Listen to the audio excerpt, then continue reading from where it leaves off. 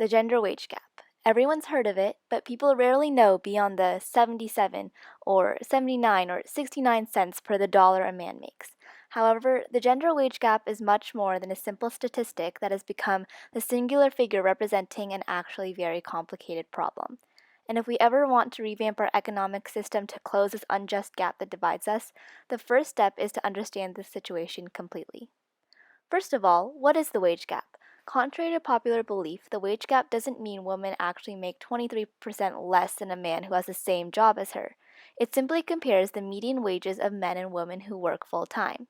This leads to the why.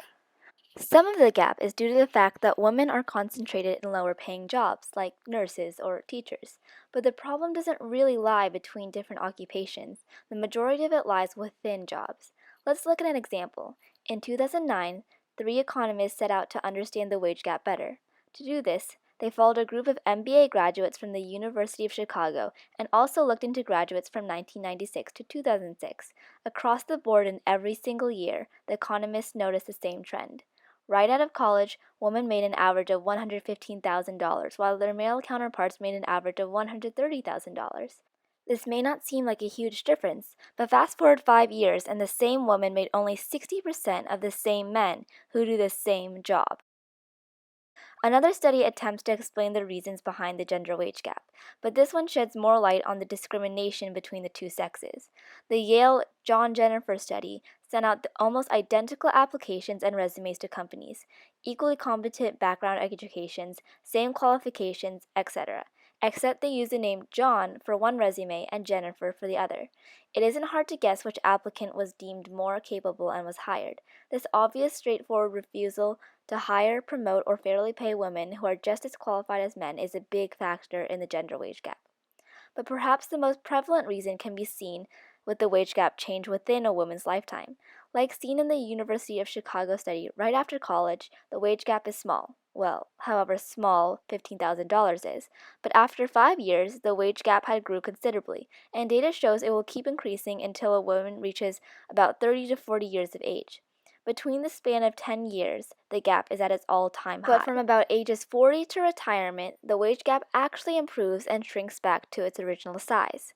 The reason behind this trend and this low is attributed to one thing that happens when women hit around that middle age: babies. It is statistically proven that women are generally the person who cares for children in a family. So, if little Bobby is sick, who is most likely going to have to rush home to take care of for him? And if mom has to leave work or work less hours as opposed to fathers, bosses will most likely promote, give a raise, hire men who don't have to leave to take care of their children. To reinforce this fact, we can look at two jobs, one that has the highest wage gap and the other that has the lowest gap: business and science. Business has the highest wage gap because of its standard 9 to 5 work hours, leaving little to no flexibility in the busy schedule. If women have to take time off, skip meetings, or whatever to care for their children, the women will obviously have a harder time finishing work, and their bosses will probably favor people who don't have to take time off, which is mostly men. Science has one of the smallest wage gaps. It's a field of work generally almost always has flexible hours that women can work around, which means no time taken off for their kids. Many argue that women taking time off to care for their kids is a life choice, and they don't have to do it if they don't want to. Well, what about single mothers? Of the 12 million single families in the country, 86% of them are headed by single mothers. What are these mothers supposed to do? Not take time off for the kids? And to stack the odds against single mothers even more, data shows that because mothers are deemed as unreliable, women employment rates decrease after they have children, whereas men employment rates inexplicably increases after they have children. Now that we understand the wage gap a little better, we can move on to creating better solutions. Raising awareness of the situation is always a great way to spread the word, but sometimes it isn't always enough.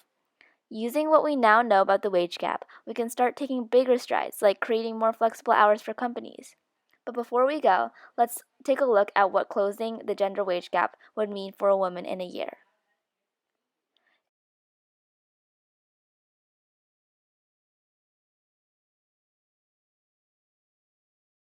It would save a woman a total of $10,470 a year. Just think about what anyone could do with that money, especially single mothers. With this information, we can hopefully move on to close this gap that divides us, because really, we are stronger together.